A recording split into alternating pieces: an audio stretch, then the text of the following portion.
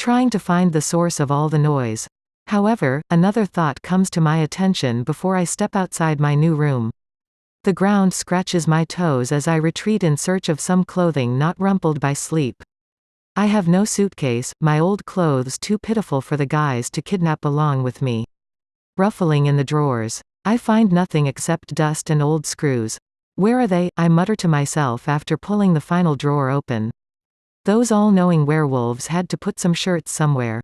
A gust of horrific wind blasts the window open, the glass pounding against the stone walls. Leaves swept by the gales soon follow, flying into my room by the dozen. Racing to the problem. I swing it shut, the sound resounding within the mansion. I gaze into the horizon through the transparent surface, marveling at the turmoil before my eyes. Wind swirls around, framed by a barrage of dark gray clouds that hang in the baby blue skies. Leaves fall like confetti towards the dark, muddy ground, energy in their movements. If I squint, the faint outlines of heavy rainfall are visible in the far distance, heading our way with incredible speed. Looks like I'm staying in tonight. Sighing, I bend to pick up the new additions to an almost flawless room. Many of them are scattered among the drawers, one dwindling on the conspicuous handle of a thin, white door. Once I think about it, that does look a lot like a closet. That's it. With feelings of triumph racing through my blood, I race to the door, yanking it open with a ferocious amount of raw energy. What comes to meet the eyes, though, is much more wonderful than a closet. A spectacular bathroom lies before me, with granite countertops and top-notch accessories. A huge shower is to my right, big enough for maybe 2 or 3 people instead of just one. A big hair dryer and straightener is on the counter, along with nail polish, toothpaste, and even a brand new hairbrush. I almost scream, consumed with delight at the amazing amenities now at my disposal. At the orphanage, I had to share a shower with all the other girls, and I was always forced to be last shift. The knob was always stuck on cold, probably because Ms. Penn was so cheap. If I think hard, I can almost feel the icy river flood down my back as it had only a couple of days ago. It now seems so far away, as if it was a couple of weeks ago instead. I walk over to another door, flinging it open to reveal the treasure I am seeking. A hoard of clothes lined from wall to wall jumps out at me, a true vision of incredulity lingering before my eyes. So many clothes. With joy, I grab a random pair of jeans and a t-shirt, shaking off my earlier clothes as if I am shedding my skin. Racing into the hallway, I pound off in search of the mischievous wolves that are producing quite a racket. The hallway ends, morphing into a giant room covered in bean bags. A giant, blank wall stretches over 20 feet horizontally, and is about the same height. From the high ceiling, a projector perches in its nest at the back of the room, shooting high-definition images through the air to the blank space. To the side, there is a marvelous food station, vending machines stocked with every sort of candy and drink imaginable. A popcorn station is right next to that, and a platter of delectable hot dogs. But the star of the show is the plate of juicy steak, surrounded by a ring of eternal glory. My mouth waters at the sight. How is this amount of food even possible? Hey Mona, a similarly mouthwatering voice speaks near my ear, causing me to jump. Xavier. Yeah. That's me, he laughs, emerging into my line of vision. His blue hair shines like a rainbow in the dim lights, the eyes shining on their own. With a body just as beautiful, he seems almost ethereal, too good to be true. The rest of the deathly attractive pack turns their heads at our conversation. Instantly Wes jumps to his feet, racing to my side. We were waiting for you, he smiles enchantingly. His contagious attitude spreads like a virus to my emotions, causing a grin to bubble to the surface. However, I quickly quell it after a few moments of existence, noting the hurt look on Xavier's face. I feel a twinge of pity for the man. Wes grabs my arm with sudden force, wrenching me from Xavier's side. I will be escorting her to the stake, he announces, shooting a jesting look towards Xavier. He nearly roars in response, zooming to my side faster than a lightning bolt. No. I will, Xavier growls, grabbing my other arm. She likes me better, Wes smirks, holding me close. I can smell his minty breath, his sweet cologne that intoxicates me with every breath. Well, she's my mate, Xavier points out, pulling me strongly. My bones are about to break, suspended between them like a twig surrounded by tree trunks. In a sudden burst of energy, I rip away from them both, edging towards the table of delicacies. I will be escorting myself. Thank you, I state firmly, then turn away. An assortment of light chuckles and baritone laughs follow, the other werewolves probably finding amusement in my bitter words. I reach the yummy steak. Taking the whole plate into my arms. Plopping down on a stray beanbag. I start to dig in, chewing to my heart's content. It is very similar to the awe-inspiring steak I had the day before, and absolutely scrumptious. This exquisite steak can only be found at our mansion, Wes grins, materializing by my side. The meat is produced by yours truly. He bows, and I give him a round of applause. This really is delicious, I say excitedly, to Xavier's dismay. We all prepare it, he growls. The cows aren't just yours. With a hilarious expression, he punches Wes in the arm. What gives it its spectacular taste is that our cows are like no other, he smiles, rising from his perch on a particularly big beanbag. Walking over to me, he leads me to one of the huge windows, beckoning for me to look out. Scattered on the emerald green grass are pure black animals that are truly monstrous. I conclude my thought out loud, staring into the sea of absolutely giant bulls. Horns protrude from their heads like sharpened spears, their glossy fur unmarred. Finally, their eyes are the same color as the grass, green as could be. They certainly are. Aren't they? Yi murmurs, watching my utter fascination with pleasure. I, actually, like to think of them as a fantastic crossbreed between a buffalo and a bull. Oh, and a twinge of werewolf. What? I exclaim. So it isn't pure steak. Don't you think it tastes better than steak? He questions carelessly. It is a concoction Wes came up with around 50 years ago. We all had a liking for steak. Wes in particular, so he made it his goal to produce the finest breed the world has ever known. He found a beautiful buffalo and a prime cow, and went on a trip to find many more animals. However, when he reached home, he discovered that the buffalo and the cow had a few calves, some of which were boys, and one a girl. They were very delicious, and so he allowed them to multiply. His goal was to get 2 perfect bull buffaloes. However, too many of them were handicapped or spotted. Finally, after a long period of agonizing, he offered them a very small bit of werewolf blood, which strengthened them and colored their eyes. And so, that is how our amazing bull buffaloes and awesome steak came into existence. Werewolf blood? I ask, choking a little on my steak. Not much, barely more than a drop, he quickly reassures me, patting my back. His tanned skin distracts me. Its color like light bronze. How can you eat that? We don't, he shrugs. When Wes added the werewolf blood, we all couldn't eat it. That would be like cannibalism. Then why did Xavier eat it that one day in the lunchroom? I walk over to him, peering into Xavier's emerald eyes. That was deer meat, he laughs genially. I just peer at them, shock registering on my features. You guys can't eat steak anymore, I ask. A life without steak. Pure torture. Wes waves his hand at me nonchalantly. I ate so much then that I got sick of it. Don't worry about me. I bite it once more, savoring each little bit of delicious steak. I walk back over to the bean bags.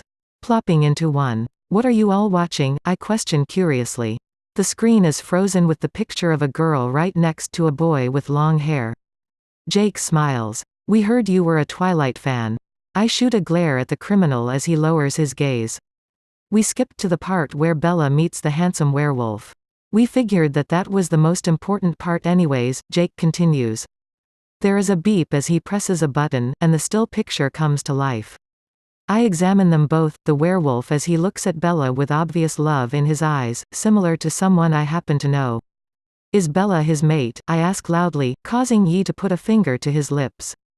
Wes is already consumed with the film, probably imagining himself as the werewolf. Honestly, I think Wes would be better suited for a role like that. No, Xavier chuckles. She's not. But he loves her. I look at Xavier's profile, so enveloped in compassion as he views the rays of unrequited love emanating from the desperate man. His eyes glisten, hair falling into them. He is so statuesque and perfect, reminding me of those Roman paintings I have studied in school. Like one of the Greek gods. Did you love somebody before you became mated to me? I ask, looking at the minuscule droplets of sadness bubbling on the corner of his eyes. He turns, eyes fierce. I loved nobody. It was endless torture, he answers. Girl after girl, but never a connection. It's stupid to love someone who isn't your mate, Jake interludes. For you can only break that person's heart. Silence reigns as another character enters the scene. A cold, darkly handsome man appears by Bella's side, conversing with her in low tones. Is that Edward? True characteristics of a Twilight fan, Jake laughs. And yes, he is. I stare at his cold face, his measuring eyes. No matter how handsome, he still sparks fear and anger in my stomach. Xavier smiles. Vampires aren't real, he comforts me, rubbing a hand on my back. It is soothing, the way his fingers move in slow circles on my skin. Somehow knowing precisely where I need it. But why are werewolves real then? I probe agitatedly. Why they are real and not the vampires. The movie pauses once more, silence creeping like fog onto the inhabitants. A figure appears in the doorway, assessing us coldly.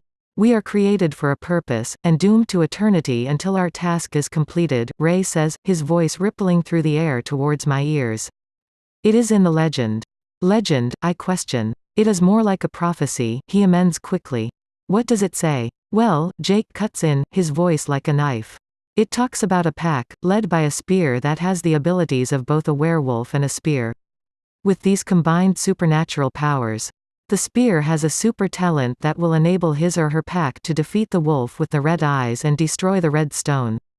After that, the shifters will cease, and so will the werewolves.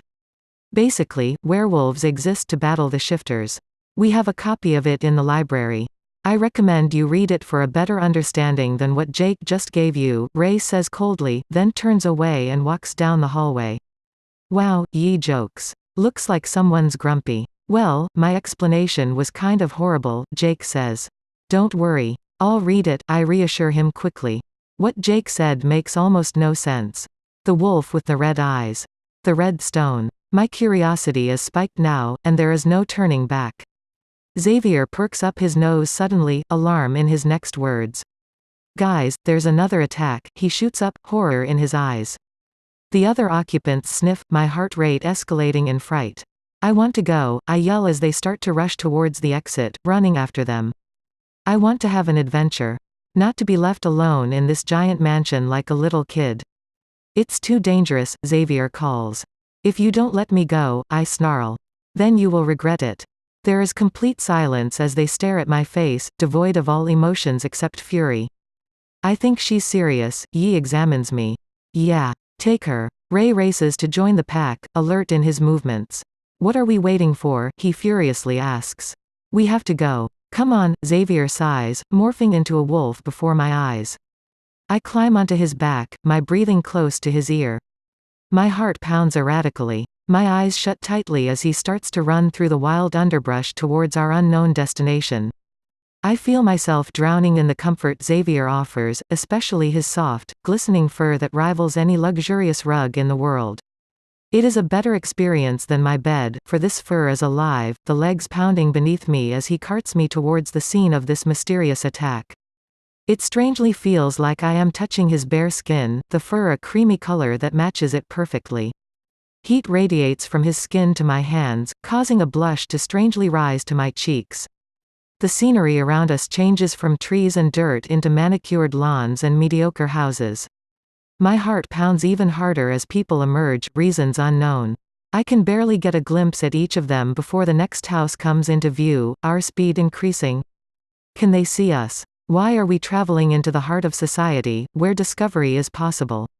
We zoom down roads into the big city a couple of miles away from the orphanage. Buildings climb towards the clouds, cars multiplying beside us. However, we seem to avoid them, maneuvering around each vehicle at a blinding speed. I watch in amazement as all 5 werewolves delve into the sea of skyscrapers, flashy cars, streetlights, and everything in between. In other words, the city. Everything goes darker as activity dies, the ghetto area inching closer to us by the second. People smoking and drinking appear more often, many hanging out with lots of friends that are doing the same. The prosperous city facade rips away as we reach the outskirts, the true colors shining through. We finally come to a sudden halt in front of a gas station, the windows old and cracked. Screams and yells erupt from inside, the lights flashing, and of course the drunken, dazed public is ignoring the crisis, walking by with expressionless faces. I slide off Xavier as he morphs back into a man. He produces from his pocket a black mask, slipping it over his eyes. The other werewolves morph also, following Xavier into the action after applying their own facial accessory. I choke down the urge to laugh. As if anyone wouldn't recognize them behind a paltry mask that doesn't hide their unique hair color or bright eyes. Xavier looks at me and mouths, "Stay here." He touches my shoulder then walks away with the others like he really expects me to obey him. I run after them, hiding behind a broken-down truck as they enter through the glass doors. Reaching up, I step onto the back of it and grab the broken window ledge, trying to look in. I gasp as a truly horrifying sight meets my eyes. Flurries of people are huddled into a clump of raw fear. Right behind the counter, a young, rather handsome teen with caramel skin rigidly stands at the cash register, holding money in his hand.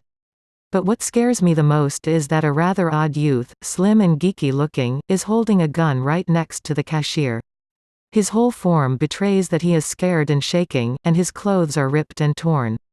However, it is his manner that alerts me to the truth. His back looks exactly like my dad's did when he was possessed by the shifter. The cashier shovels more cash into a large bag, although I know that is not what the shifter wants. It wants death, destruction, pain, hurt, and loss. I can spy it through the way he is holding the gun. He cannot hold back much longer. The shifter will have its way. Where's Xavier and the rest of them?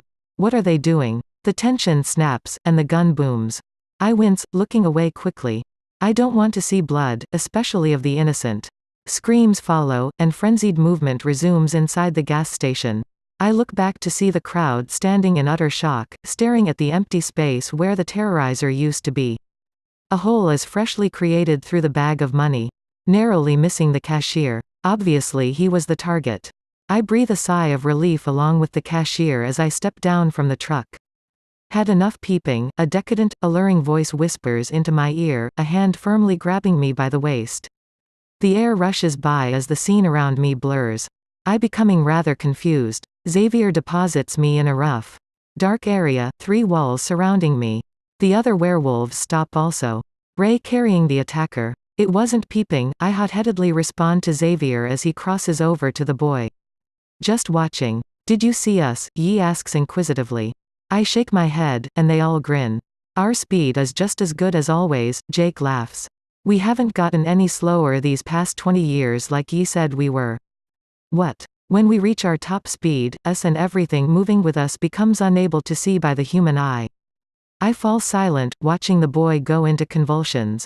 He thrashes, agony inflicting upon him like a barbed whip. Xavier stands over him, examining him coldly. The boy turns his face my way, and I get a glance at his pair of eyes. His eyes. Fiery red. Cover your eyes, Xavier commands me. This will be rather, dirty. Wes grabs my arms, his movement solemn. What are you going to do to him? I nearly scream in alarm. I have never seen Xavier so bloodthirsty.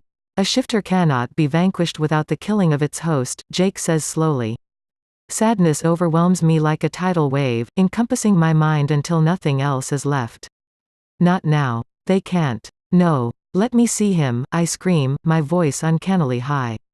It's not safe. Mona. It will be over soon. Xavier tries to soothe me, but there is nothing left in my mind. I have to touch him. They will not kill a human in front of me. If you don't let me, I yank against my bondage. Then I will hate you for the rest of my life. I make each word bite into his skin, rip into his heart. He freezes, his foot on the teen's chest. Resignedly, he backs up, fear amount. Hold him to the wall, he orders, and the 4 race to do his bidding. The boy yaps, his eyes filled with fire, his actions meant to hurt. He is hefted against the brick, blood slipping out of a gash on his cheek down with his sweat onto his shirt. I shrug off pure disgust, and edge closer. A light drizzle begins, the darkness I had perceived earlier dawning upon us all. I reach him, standing only a few inches away from the boy fated to death. Sorrow rips through my heart, and I reach out with one tender finger. As I make contact with his chest, I am suddenly enveloped in voices. Strange sounds occupy my thoughts, my mind. There is one overwhelming boom resounding, so loud and cold that it makes me shiver. Kill, it demands repeatedly. Like the beating of a drum. My senses are overloaded with this one command. However, a small voice, rippling with fear, pain, and hurt, begs to become dominant. It screams for help, like a wail in the fleeting night. It is horrible, invoking my deepest compassion. The boy is still there, even though the shifter has taken over. He is still fighting, still waging an internal war for his mind back.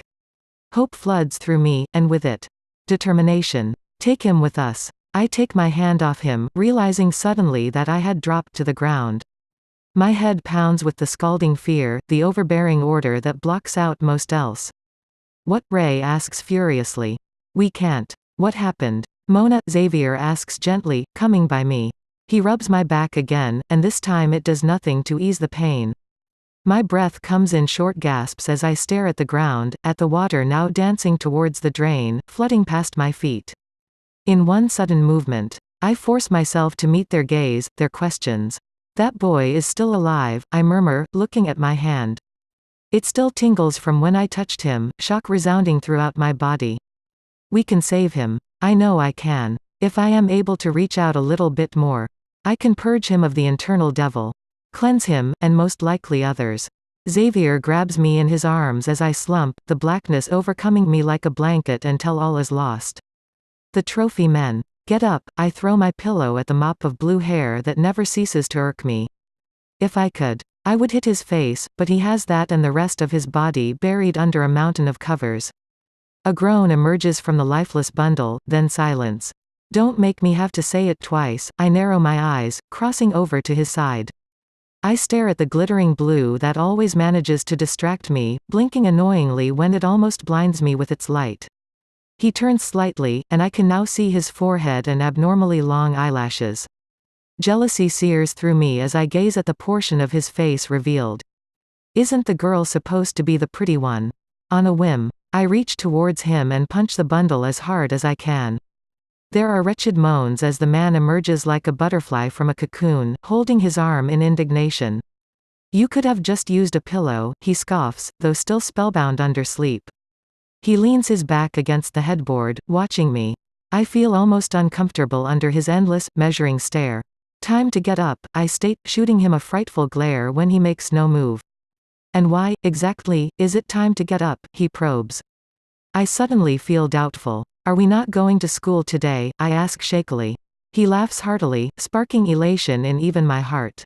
No, Mona, he corrects dreamily. Today is Saturday. I melt into a puddle on the hardwood floor. Are you serious? I squeak, backing away from his form. He reaches out quickly to grab my arm, stopping me in my tracks. I'll forgive you, he says. His words slurred. For a kiss, his strong hand forces me closer, elevating my heart rate until it's about to burst. Xavier, I exclaim. He still seems to be half asleep, yet smiling all the while. Fright mounts as he gives a final yank, my lips inches from his. I have to stop him, but how? With no other alternative. I punch him in the chest as hard as I can, his grip temporarily loosening. Using that opening, I tug away, running into the hallway as fast as I can. Touching my heart. I wish for it to slow down, so I can breathe. It is all a mystery. Why is Xavier making my chest pound so hard? Even a glimpse or a simple touch is spiking my heart. But it isn't love. I'm sure. It can't be. I try to block these suspicious thoughts from my mind, taking off down the narrow hallway like a bullet. It seems to continue on endlessly. Door after door appearing until my burst of speed sputters and dies. Now I am hot and sweaty for a different reason. It must be that fake love that sparks between two mates. The savage desire coursing through my blood is rampant, affecting my thinking. I can't give in to it, for then I will find myself under Xavier's intoxicating spell. It is the first time in my life that I am actually afraid of loving someone. Well, these past few days have introduced many firsts, so I suppose I should get used to it. I finally wind up in a dark room. I straggle along the walls, hoping to find a switch of some kind. After a little searching, I finally bump into a strange, inanimate object. Light blinds me as it floods through the room, the lamp shining like the sun. I take in the granite countertops, the stainless steel appliances, the gigantic refrigerator, and luxurious oven with awe. It is so big, almost as huge as their movie room, and spacious. I rush to a small door with anticipation, and fling it open to reveal a stockroom of every ingredient I could ever need or want. It is big also, with a cooled section dedicated especially to meat. I knew their kitchen would be magnificent, but this exceeds all expectations. Wandering over to an open cookbook, I gaze onto the lists of delectable food choices. My stomach grumbles annoyingly, and I at once decide to indulge in this fantasy world and make breakfast. Asterisk asterisk asterisk. Hey Mona, Wes pops his head through the doorway, his golden hair shining in the light. What are you doing? I pause at the refrigerator, turning my head at the sound of his voice. I smile a little, grabbing a few eggs and shutting the door afterwards. Wes weaves his way towards me, his movements fluid and smooth. Breakfast, he asks in wonder. You are actually making breakfast for us. So what if I am? I bend my head in embarrassment, knocking one egg against the bowl to crack it. Wes ignores this remark, smiling at me brightly. He reminds me of Xavier in his puppy-like behavior, yet I have a feeling that Wes would treat anyone this way, while Xavier doesn't care about other girls. Is this difference caused by the mating I'm making? I start after guilty feelings enter at my cruelty, but he interrupts me eagerly. Don't tell me. I love both surprises and homemade breakfast, he smiles, his teeth glistening. Xavier will especially love anything you make. By the way, when I passed his room all the way here, he was laughing hysterically. So I was wondering. Yolk explodes onto the bowl, shell dribbling in shards down the side. Mona, Wes stares at my clenched fist in confusion. My hand trembles as I turn away to the sink to wash off the slime now adorning my palm. The water burns as it slips down my fingers, some splashing upon my face. But no matter how hard I try, I cannot wash away the blush from my cheeks. I turn back to Wes, smiling awkwardly. I'm okay. It was an accident, I attempt to reassure him. Are you Sue? Yes. I take the beater and punch the glob in the bowl. Perfectly. Fine. No you aren't, his voice is firm and resolute. Bitter words stay captive behind my lips, beating against its confinements. We both look at the crumbled shell mixed in with the yolk in silence. I desperately trying to hide the redness in my features. I'll just come back later then. Wes bows slightly, and then exits the room, his footsteps pounding through the hallway. I pick up the clear bowl, trumping over to the sink, and pour it down the drain, watching the egg disappear once and for all. Irritation grows within me, boiling inside my chest. Calming is impossible. He tricked me. Xavier. What am I going to do with you? Asterisk asterisk asterisk. Oh, you're back. I smile as Wes leads the way into the kitchen, followed by a slew of werewolves. Yi has the bed head, his ruffled black hair sticking straight up. His eyes are bloodshot, as if he just had a bad night's sleep. Are you better now? Wes asks concernedly. Yes, I gesture to the dining room right next to the kitchen. Just go sit in there and I will bring out the food soon. You're amazing. Mona, Wes laughs, coming close and wrapping an arm around my waist. I stiffen a little, amazed at the way it seems completely different when Xavier touches me. Xavier tends to send sparks of flame through my body, while Wes freezes me like an icicle. With another happy-go-lucky grin, he sneaks forward and kisses my cheek. I smack him on the arm, slightly angered but still playful.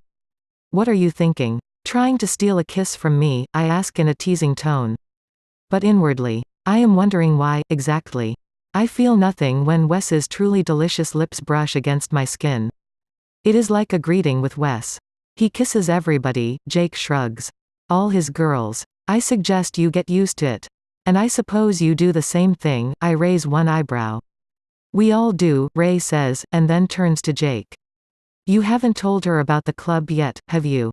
Jake shakes his head. I thought we were going to have to quit because Xavier finally got mated. I was going to close it for this week. What club? I ask, even more curious because Ray is talking. Well, Jake starts, and then trails off. We'll tell you over breakfast. Wes finishes for him. Don't worry about it right now. Yi just stares at his shoes. Not talking. What's wrong with him? It is as if he is afraid to look at me. Wes looks over his shoulder into the hallway, and his eyes widen. Hurry guys, into the dining room. He pushes them out of the kitchen with great force. As he exits, he shoots me a wink. I take the French toast I had prepared and laid 2 on each plate. After scattering powdered sugar on it, as well as adding a tiny bowl of syrup and butter, it soon looks professional. After a healthy dab of whipped cream and a small strawberry, they are meals fit for a king. My cooking skills really haven't deteriorated. That looks really good, a voice murmurs beside my ear. I smile slightly, not looking up, drunk in my own pleasurable thoughts. Thanks. Where did you learn to cook? I used to help at the orphanage. The cook would always give me extra scraps if I washed the dishes, and eventually she let me cook most of the food for her while she was the one to get paid. But I didn't mind, because the cook was nice to me, and it was better than playing with the other kids. I stop in my tracks, staring at the granite sadly. What happened? Ms. Penn found out. Of course, I laugh shakily. Ms.